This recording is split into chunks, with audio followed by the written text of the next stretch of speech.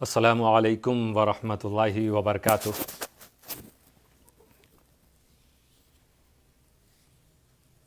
بسم اللہ الرحمن الرحیم۔ نحمدہ ونصلی علی رسولہ الکریم، وبعد، فاعوذ باللہ من الشیطان الرجیم، بسم اللہ الرحمن الرحیم۔ ومن یطع اللہ ورسولہ فقد فاز فوزا عظیما، صدق اللہ العلی العظیم۔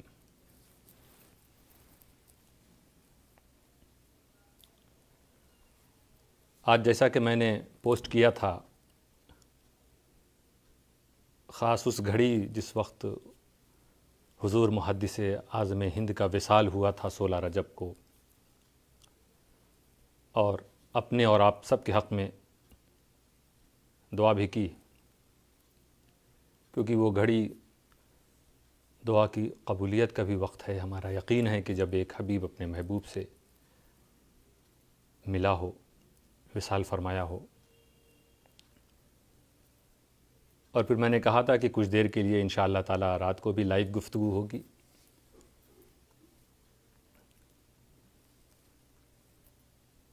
سب سے پہلے تو میں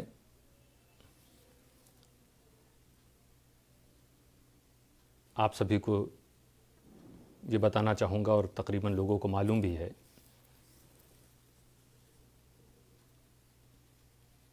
کہ ہمارے پھوپھا مفتی برطانیہ حضرت مفتی مولانا شمس الضحیٰ صاحب 15 رجب کو وصال کر گئے۔ کچھ مدت سے وہ بستر علالت پر تھے، اور اس کے بعد 15 رجب کی شب کو اس فانی دنیا سے آپ نے کوچ فرمایا۔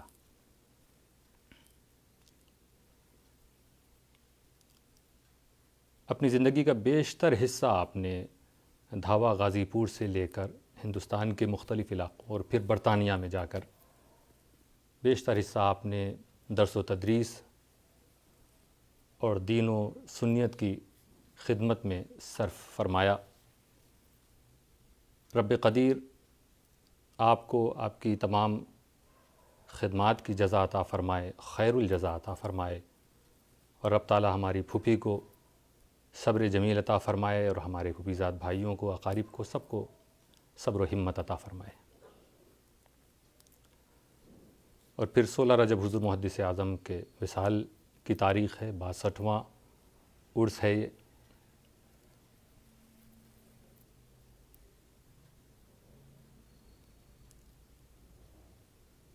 تو اس موقع پر ہم کچھ باتیں کرنا چاہیں گے آپ سے، اپنی اور سب کی اصلاح کے لیے۔ قرآن کریم میں اللہ تعالیٰ نے فرمایا، وَمَن یُطِعِ اللَّهَ وَرَسُولَهُ فَقَدْ فَازَ فَوْزًا عَظِیمًا،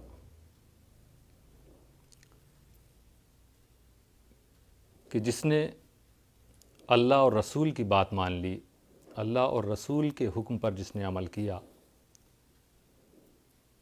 اس نے بہت بڑی کامیابی حاصل کی۔ کامیابی، فتح کی خواہش سب کو رہتی ہے، اس کی تلاش اور جستجو میں سب لگے رہتے ہیں، کوئی بھی ناکام نہیں رہنا چاہتا، ہر شخص کامیاب ہی رہنا چاہتا ہے۔ لیکن اس کامیابی کا جو ذریعہ ہم سب اختیار کرتے ہیں، جن وسائل کا اختیار کرتے ہیں اپنے کو کامیاب بنانے کے لیے یا کامیابی کو حاصل کرنے کے لیے، وہ بہت اہمیت رکھتا ہے۔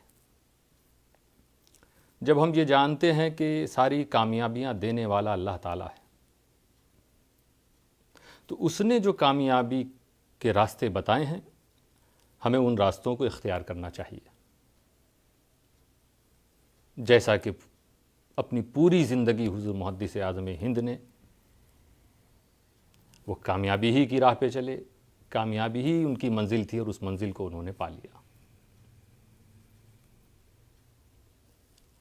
اور پورے اس دنیاوی زندگی کے سفر کے دوران جو کچھ انہوں نے پایا، کہ کامیابی کس چیز سے ہمیں مل سکتی ہے، تو انہوں نے اس کو عرض بھی کر دیا، بتا بھی دیا کہ نام ہی نام ہے جو کچھ ہے حقیقت کے سوا، راستہ کوئی نہیں ان کی شریعت کے سوا۔ دن کو ہوشیار رہو، رات کو بیدار رہو، چین کی نیند کہاں ملتی ہے تربت کے سوا۔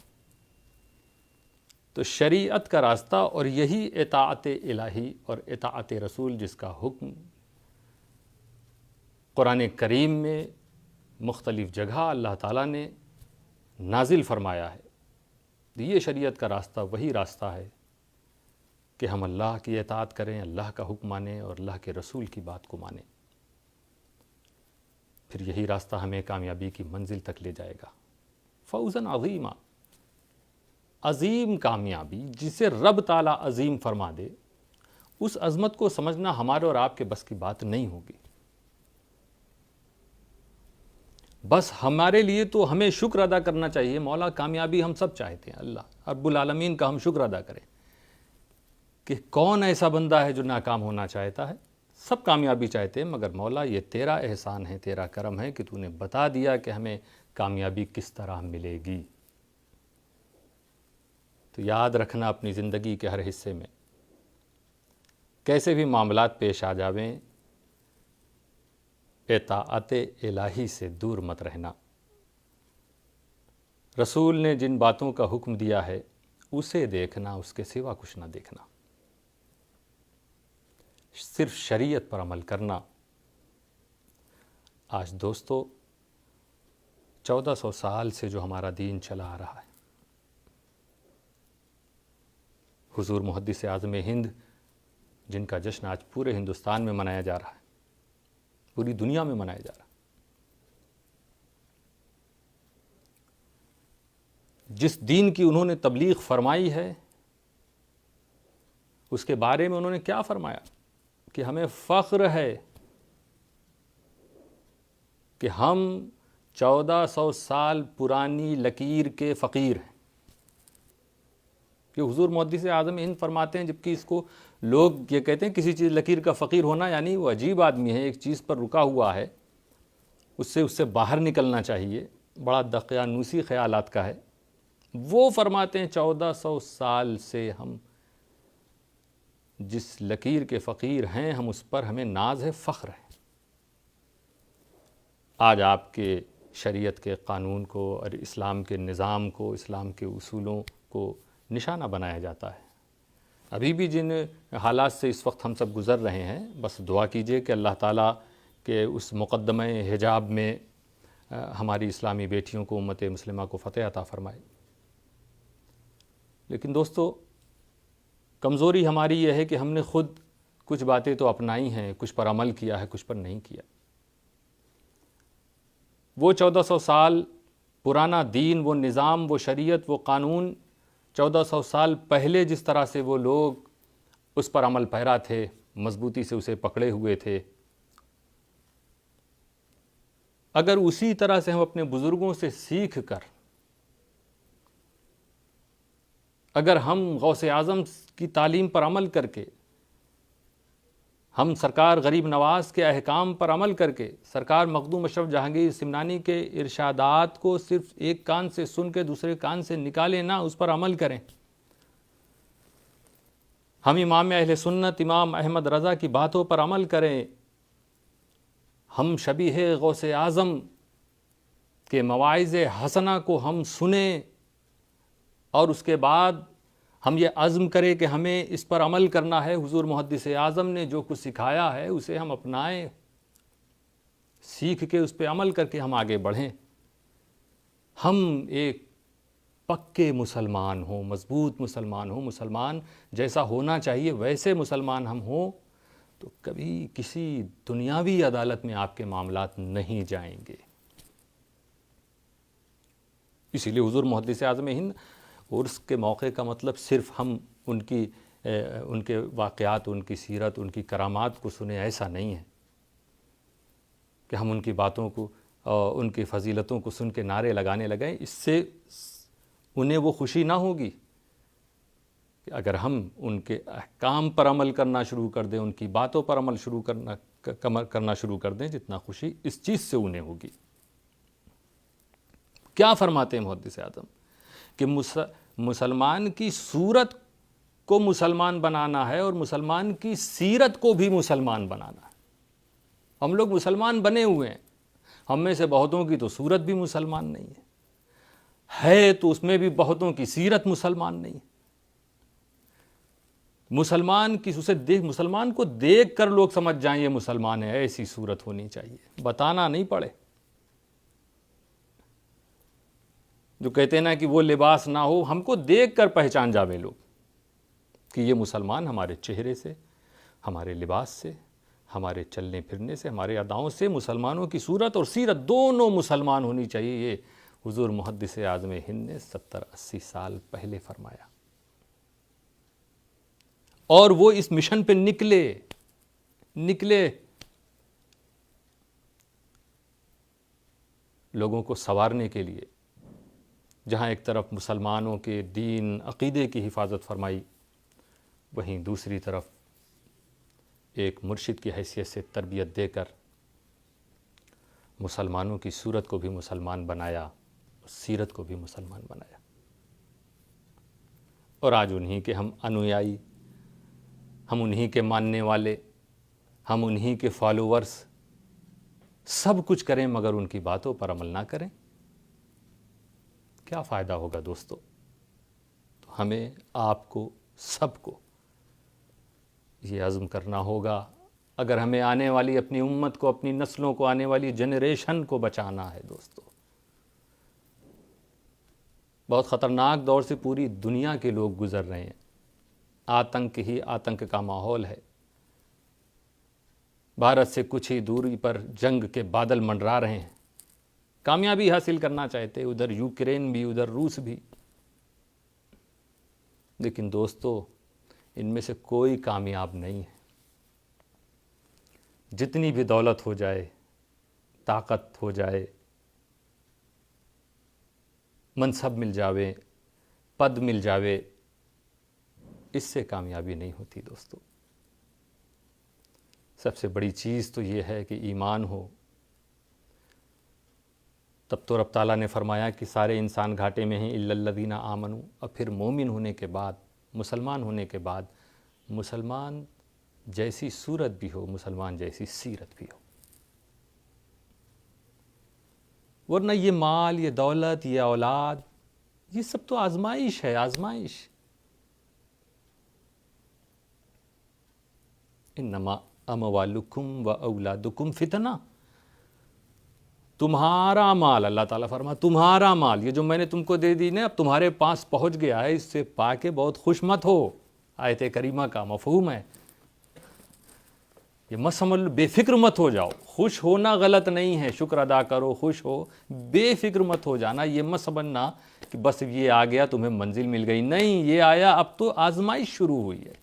اولاد آئی تو آزمائش شروع ہوئی، مال آیا تو آزمائش شروع ہوئی، اب تمہاری پریکشا، تمہارا امتحان شروع ہوا۔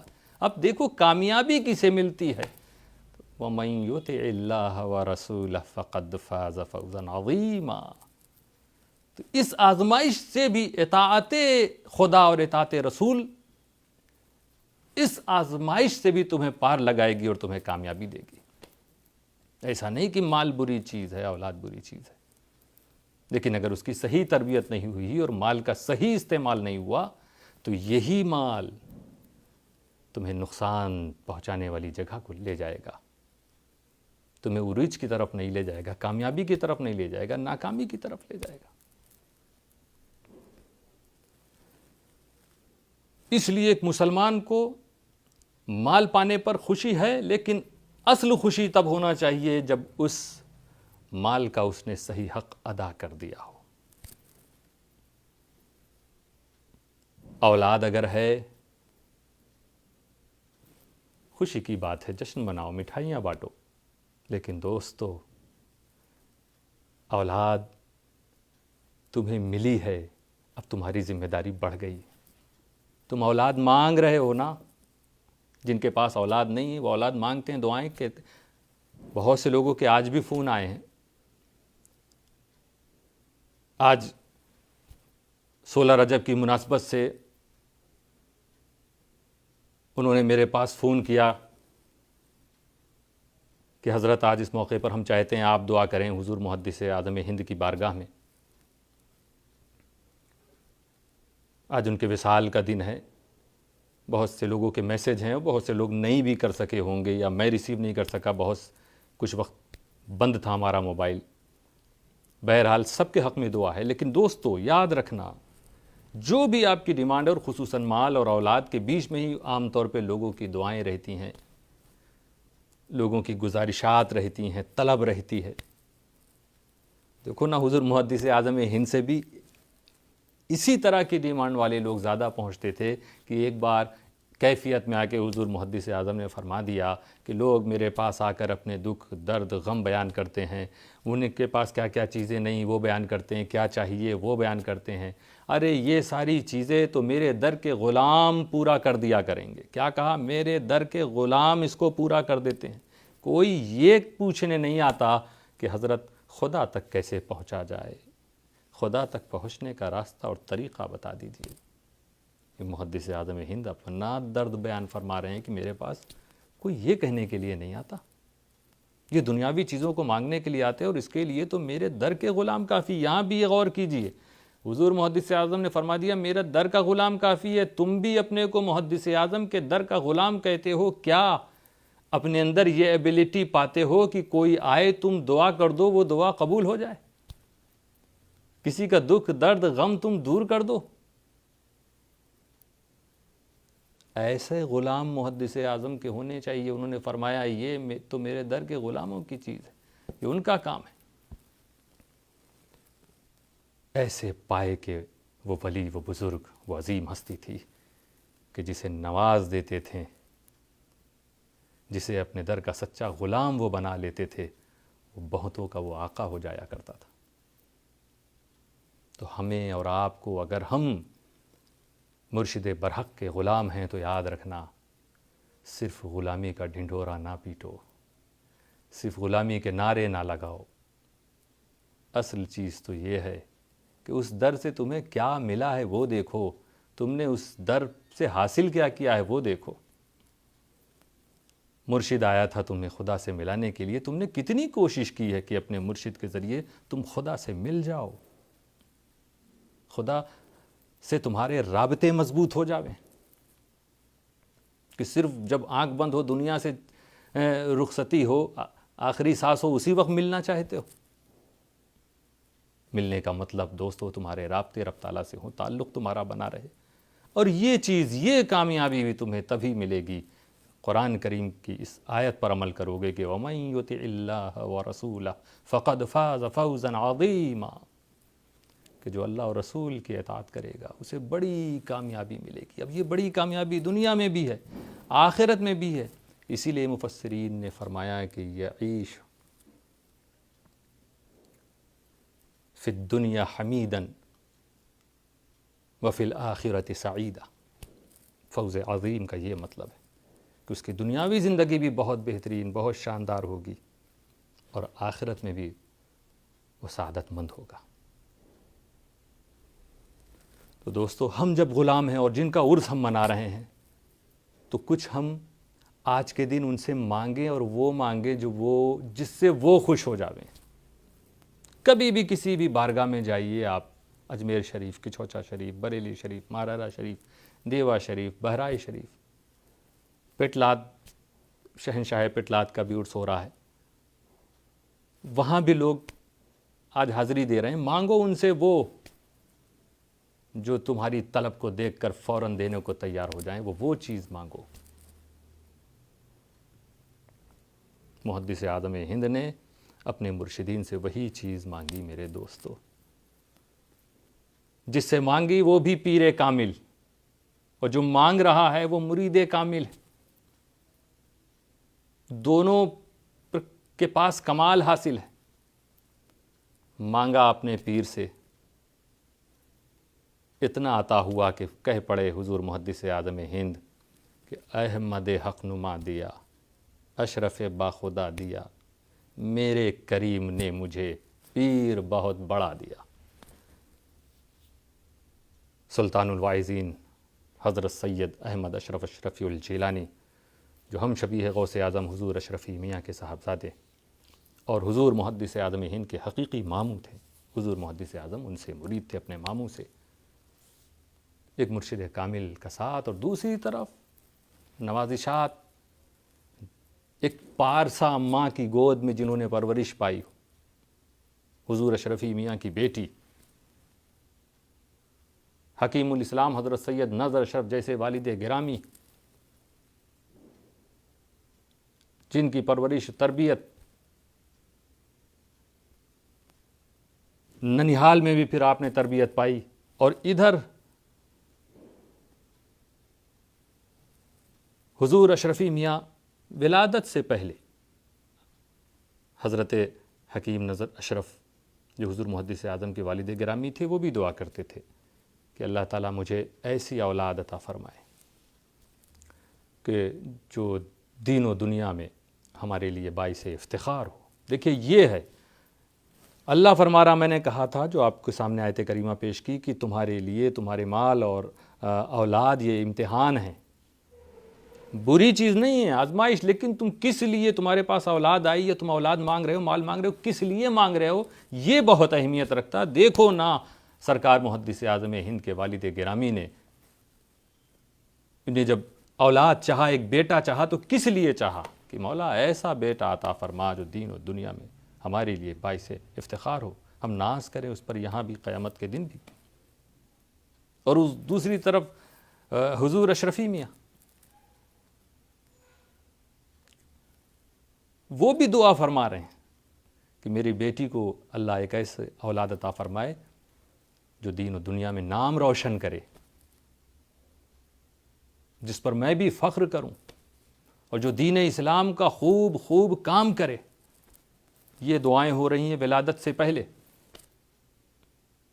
اور پھر آپ حضرت مخدوم اشرف جہانگیر سمنانی کے آستانے پر سرکار مخدوم پاک کے مزار اقدس کے پاس کھڑے ہو کر بھی دعا فرماتے ہیں اپنی بیٹی کے کو ایک شہزادہ اللہ تعالیٰ عطا فرمائے جس میں یہ خوبیاں ہوں۔ دعائیں قبول ہوتی ہیں ولیوں کی، دعا قبول ہوئی۔ کچھ ہی دنوں میں حضور اعلیٰ حضرت اشرفی میاں کو خبر دی گئی کہ آپ کی صاحبزادی کے ہاں خوشی کے دن اب قریب ہیں۔ آپ نے مراقبہ فرمایا۔ اعلیٰ حضرت اشرفی میاں پہلے ہی سے بتا دیتے تھے کہ فلاں عورت کو بیٹا ہوگا یا بیٹی ہوگا، اور وہ نام بھی دے دیتے تھے۔ کوئی دعا کے لیے آتا تھا نا کہ حضور میرے اولاد نے اولاد عطا فرمائی، تو اسی وقت بشارت بھی دیتے تھے ولادت کی، اور نام بھی کہ جاؤ اتنے عرصے بعد کب ہوگا اور کیا نام اس کا میں رکھنا چاہتا ہوں، اسی سے پتہ چل جاتا تھا کہ وہ بیٹا ہے کہ بیٹی ہے۔ مراقبہ سے فارغ ہوئے، کہا کہ میری بیٹی کو اللہ تعالیٰ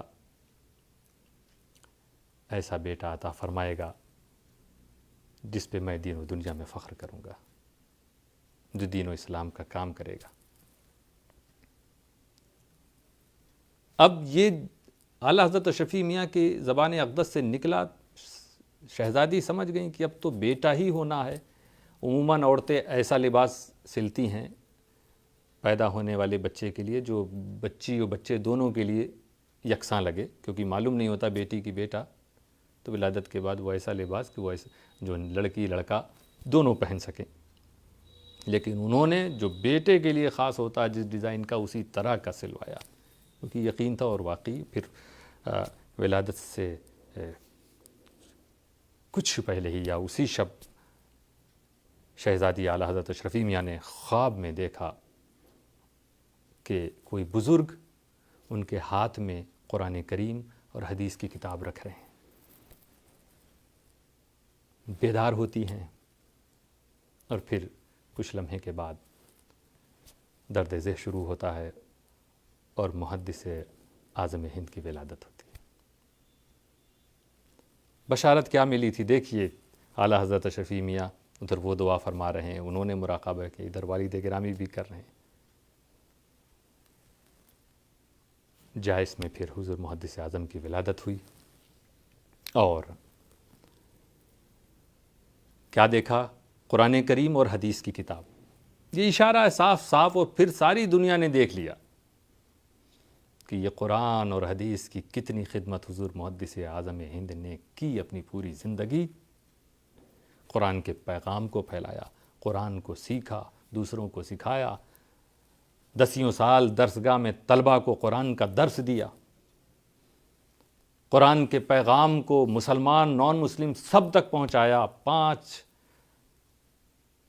سینکڑوں ایسے لوگ ہیں جو بے دین تھے، محدث اعظم کی بارگاہ میں آئے، کلمہ پڑھ کے واپس ہوئے.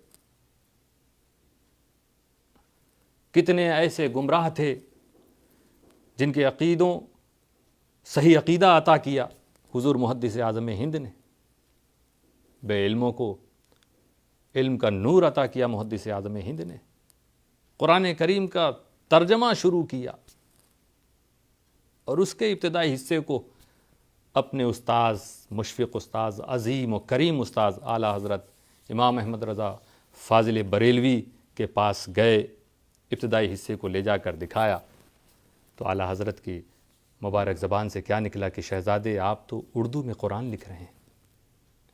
یہ اس خواب کی تعبیر تھی دوستو کہ قرآن دیا جا رہا ہے حضور محدث اعظم کی والدہ کے ہاتھ میں آپ کی ولادت سے پہلے،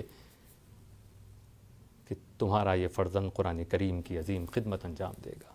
تو قرآن کی ایسی خدمت کے اپنے وقت کا مجدد یہ کہہ اٹھا کہ شہزادے آپ تو اردو میں قرآن لکھ رہے ہیں، اور حدیث کی ایسی خدمت کہ آپ ہی کے استاد گرامی حضرت عبد المقتدر بدایونی علیہ رحمت و رضوان 17 سال کی عمر میں آپ کو محدث اعظم کا لقب عطا فرماتے ہیں. دوستو یہ ہے طلب آپ کی سچی اور اچھی ہونی چاہیے. ماں باپ کی تمنائیں، ان کی خواہشات اور ان کی دعائیں یہی ہونی چاہیے کہ اے اللہ تو ہمیں اولاد عطا کر، تو وہ فرزند عطا کر، وہ اولاد عطا کر، ایسا بیٹا عطا کر جو دکھنے میں بھی مسلمان ہو، جس کی صورت بھی مسلمان ہو، جس کی سیرت بھی مسلمان ہو، جو دین و سنیت کی اپنی پوری زندگی خدمت کرتا نظر آئے، جو دین کے نام کو روشن کرے، آپ کے نام کو روشن کرے. اس محدث اعظم ہند کا ہم لوگ عرس مناتے ہیں. اللہ تعالیٰ حضور محدث اعظم کے صدقے ہم سب کی ساری مرادوں کو پوری فرمائے. تو دوستو محدث اعظم ہند نے فرمایا نا کہ مسلمان کی صورت کو بھی مسلمان بنانا ہے اور سیرت کو بھی مسلمان بنانا ہے، اور فرمایا کہ ہمیں فخر ہے کہ ہم 1400 سال پرانی لکیر کے فقیر ہیں. تو یہ ہمارا کانسٹیٹیوشن، یہ ہمارا قرآن جو 1400 سال پرانا، لوگ نہیں سمجھ پا رہے ہیں اس کی باتوں کو. کیوں؟ کیونکہ ہم خود عمل نہیں کر رہے ہیں اس پر. لوگوں کو اعتراض کا موقع ہم خود دے رہے ہیں. ایک طرح سے کوئی بھی مسئلہ ہو، جب ہم پوری طرح سے ہم خدا اور رسول کے حکم پر عمل کرنا شروع کریں گے، کوئی بھی مسئلہ ہمارے سامنے آئے گا، اللہ تعالیٰ خود حل فرمائے گا. وَمَن يَتَّقِ اللَّهَ يَجْعَل لَّهُ مَخْرَجًا وَيَرْزُقْهُ مِنْ حَيْثُ لَا يَحْتَسِبُ. جو اللہ سے ڈرتا ہے، خدا کا خوف رکھتا ہے، پرہیزگاری اختیار کرتا ہے، تو اللہ اس کے لیے راستے کھول دیتا ہے. اگر ابھی بھی ہم بیدار نہیں ہوئے دوستو، تو آگے ہمارے راستے میں بڑی رکاوٹیں ہیں. آج ایک مسئلہ اٹھا ہے، کل دوسرا مسئلہ اٹھ جائے گا. وہ سمجھ نہیں پا رہے ہیں مسئلہ حجاب کو بھی. وہ نہیں جانتے ہیں کہ ہماری ایسی کروڑوں بیٹیاں اور بہنیں ہیں کہ جو خود اپنی مرضی سے حجاب پہنتی ہیں. کہیں کہیں تو کچھ گھر ایسے بھی نظر آتے ہیں جہاں ماں باپ آزاد خیال کے ہوں مگر بیٹی میں دینداری پائی جاتی ہے. لیکن اگر ماں باپ دیندار ہوں تو دوستو کم چانس رہتا ہے کہ بیٹے بیٹی بگڑ جائیں، کیونکہ پوری نگرانی کرتے ہیں. اور دباؤ نہیں، اسلام میں کوئی دباؤ نہیں کسی پہ دیا جاتا. ہاں اچھی تعلیم بتائی جاتی ہے، یہ صحیح ہے، یہ غلط ہے. اور پھر جب آج کے زمانے میں خاص طور سے شعور جب بچوں میں ہو جاتا ہے، سمجھدار ہو جاتے ہیں، تو پھر انہیں خود سمجھ میں آتا ہے کہ کیا صحیح ہے کیا غلط ہے. اس لیے یہ حجاب، یہ نقاب کسی مسلمان لڑکی کسی عورت پر تھوپا نہیں جاتا ہماری قوم میں. کبھی کبھی ایک سیاسی رنگ بھی دے دیا جاتا ہے اس کو. افسوس ہوتا ہے کہ اسٹوڈنٹس کہ وہ قیمتی اوقات، وہ زمانہ کہ جب وہ محنت اور لگن کے ساتھ اسٹڈی کر کے اپنے فیوچر کو سیف اور اسے لائٹ اپ کرنے کی کوشش کریں، ایسے ٹائم ان کے دینی جذبات کو ابھار کر بھڑکا کر ان کا غلط استعمال کیا جاتا ہے. یہ بہت شیمفل بات ہے، کھنڈمیبل بات ہے، افسوسناک بات ہے. اس سے ایک طرف ملک کی چھوی کو بھی نقصان پہنچتا ہے، ملک بھی بدنام ہوتا ہے، اور دوسری طرف امن و امان کو بھی نقصان پہنچتا ہے. عدالت کا کیا فیصلہ آتا ہے؟ دعا سب کیجیے، مگر ضرورت ہے کہ بیدار ہوئیے. سونے والوں جاگو جاگو، اس نیند کی دنیا سے بھاگو، جو قوم کے سوتی رہتی ہے تقدیر بھی اس کی سوتی ہے. ہمارے کانسٹیٹیوشن میں پوری ہمیں چھوٹ ہے مذہبی آزادی کی. Right to religion, freedom of religion کے تحت کچھ کنڈیشنز کے ساتھ ہم اپنے ریلیجن پریکٹس، مذہبی پریکٹس کا ہم سب کو حق حاصل ہے. اس میں کوئی روک ٹوک نہیں ہے. اور جو بھی مذہبی پریکٹس مسلمان لڑکا لڑکی کر رہے ہیں وہ اپنی مرضی سے کرتے ہیں. ابھی سب کر کہاں رہے ہیں؟ کچھ ہی فیصد لوگ تو ہیں جو دیندار نظر آتے ہیں. اگر سب دینداری کی طرف آ جاویں تو پھر یہ سب مسئلے پیدا ہی نہیں ہوں گے، کیونکہ وہ سمجھ جائیں گے کہ یہ وہ قوم ہے جو صرف اپنے اللہ اور رسول کی بات کو مانتی ہے، اور یہ وطن سے کبھی یہ کے دشمن نہیں ہو سکتے، کیونکہ ان کے رسول نے وطن کی محبت سکھائی ہے. قرآن کریم نے کہا ہے کہ روئے زمین پر فساد مت کرو، اسے برباد مت کرو، اسے آباد رکھو، سرسبز و شاداب رکھو. ہم جب ساری باتوں پر عمل کریں گے تو اپنے آپ صورتحال دوسری نظر آئے گی. کیونکہ ہماری قوم میں ہی کچھ لوگ عمل کرتے ہیں، کچھ عمل نہیں کرتے ہیں، زیادہ تر عمل نہیں کرتے ہیں، اسی کا بہانہ ملتا ہے. بہرحال فیصلہ دعا کی جائے کہ حق میں آئے، اور فیصلہ کچھ بھی آئے ہمیں تیار رہنا چاہیے، ہمیں سوچنا چاہیے. اب ان حالات میں کہ ہم اپنے وطن کے ان بچے بچیوں کے لیے جو مذہبی ایک کسی پریکٹس کے ساتھ اپنی مرضی سے جو کسی ڈریس میں رہنا چاہتے ہیں، اپنی حفاظت کے لیے اپنے رسول کے احکام پر عمل کر کے، قرآن پر عمل کرتے ہوئے وہ دینداری کے ساتھ دنیاوی تعلیم حاصل کرنا چاہتے ہیں، تو اب ہمیں ایسے ادارے قائم کرنے پڑیں گے. ہمیں سوچنا پڑے گا. ہیں بہت سے ادارے ہندوستان میں، ہمیں اور مزید قائم کرنا ہوگا. یہ سوچنے کی ضرورت ہے دوستو، آنے والی فیوچر کی اپنی جنریشن کے لیے.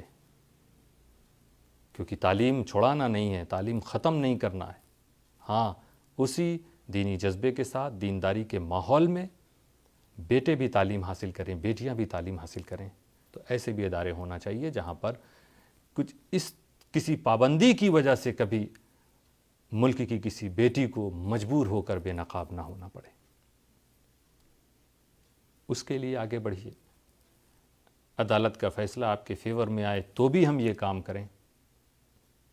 ضروری ہے کہ ایسے انسٹیٹیوٹ اور ایسے کالجز ہم قائم کرو. اور ہمارا ارادہ تھا محسن اعظم مشن کے پلیٹ فارم سے تو ہم آگے بڑھ ہی رہے تھے. کچھ جگہ کام شروع بھی ہوا جیسا کہ بورسد میں، مگر افسوس کہ کچھ ایسے واقعات ہوئے. ایک ناانصافی کی ایک ایسی داستان ہے جو ہمارے ساتھ ہماری زندگی سے جڑی ہوئی ہے کہ کچھ لوگوں نے جس طرح سے پلاننگ کر کے جو کام انجام دیا ہے، اس سے ان کا کوئی فائدہ تو نہیں ہوگا، لیکن قوم کا نقصان ہوگا. اللہ تعالیٰ اس نقصان سے محفوظ فرمائے۔ تو وہاں پر ارادہ تھا، سب کچھ تیاری تھی، مگر اب ایک ایسی مہم چلائی جا رہی ہے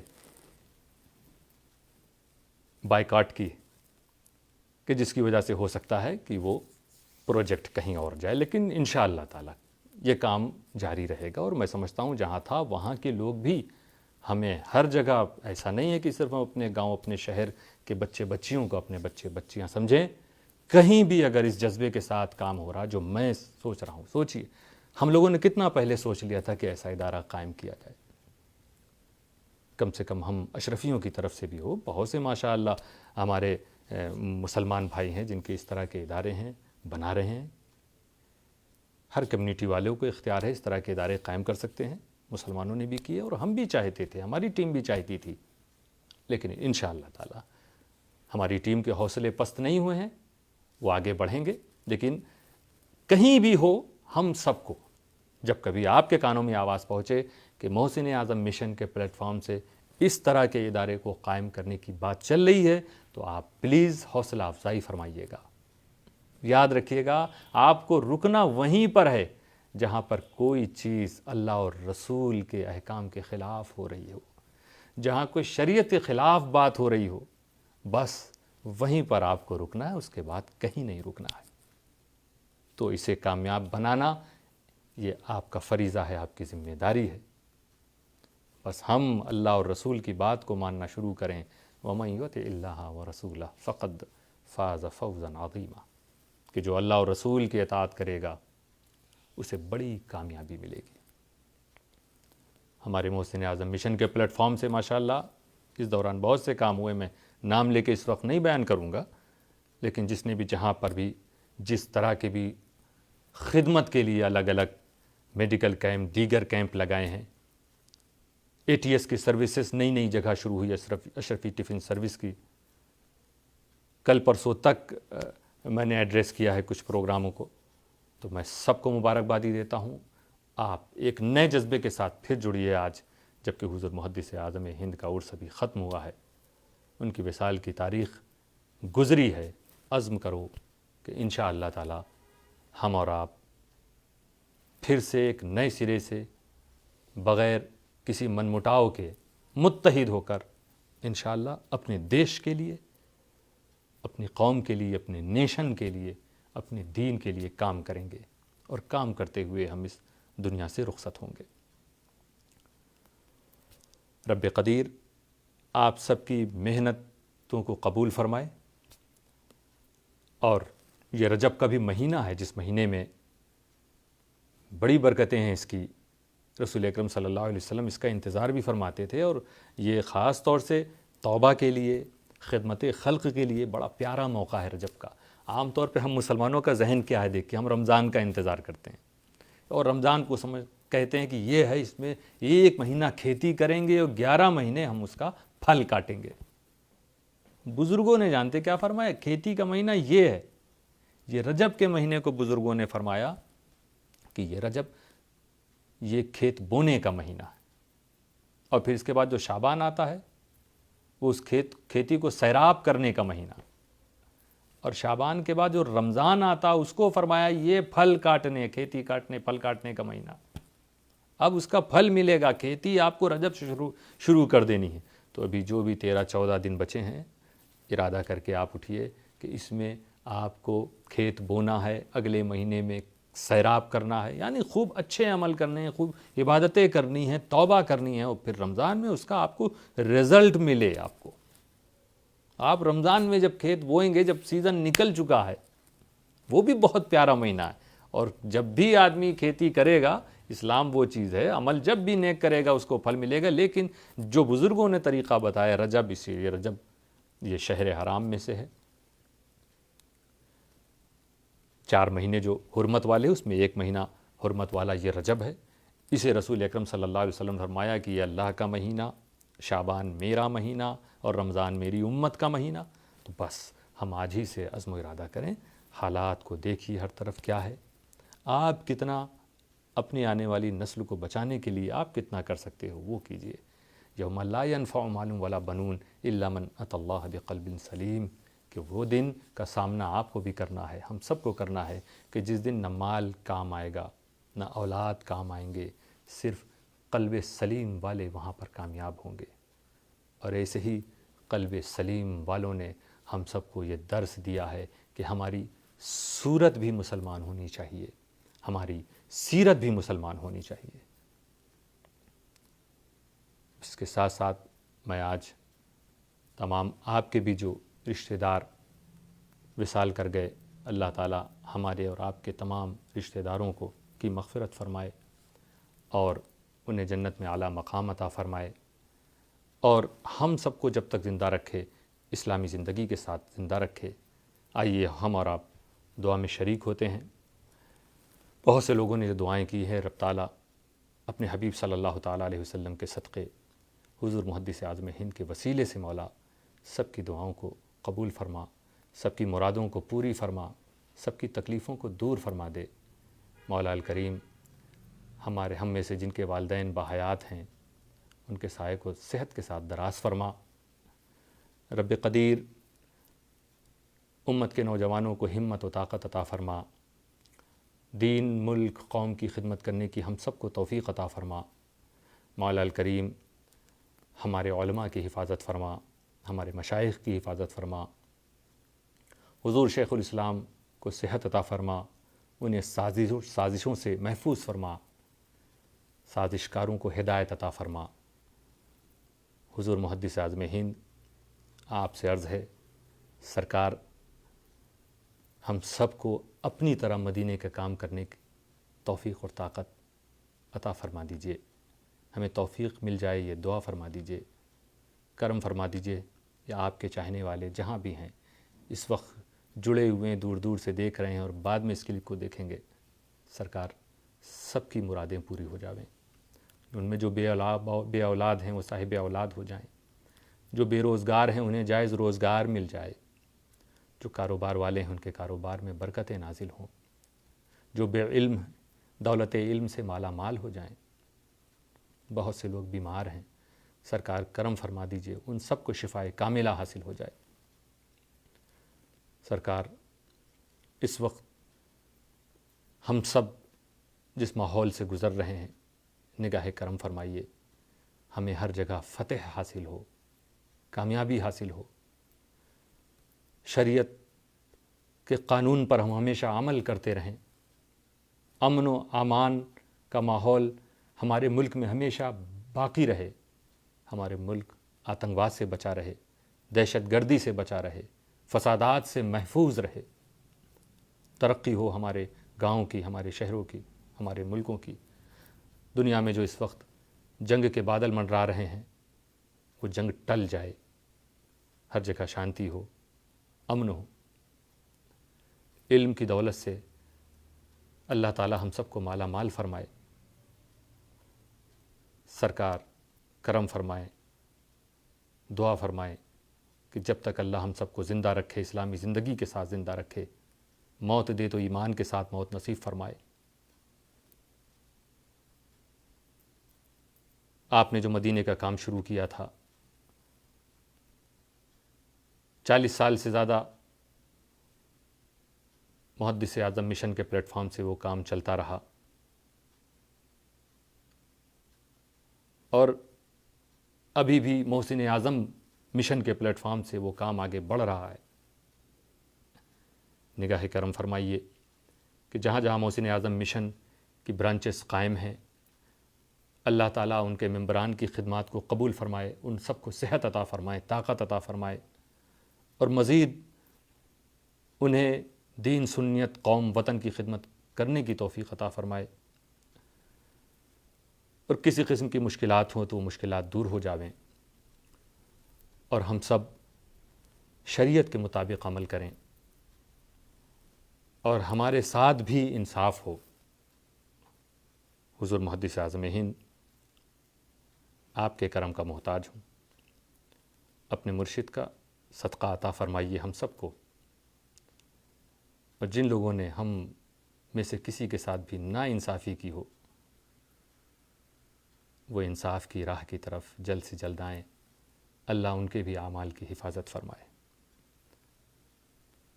وصلی اللہ تعالی علی خیر خلقہ محمد وآلہ وصحبہ اجمعین برحمتک یا ارحم الراحمین۔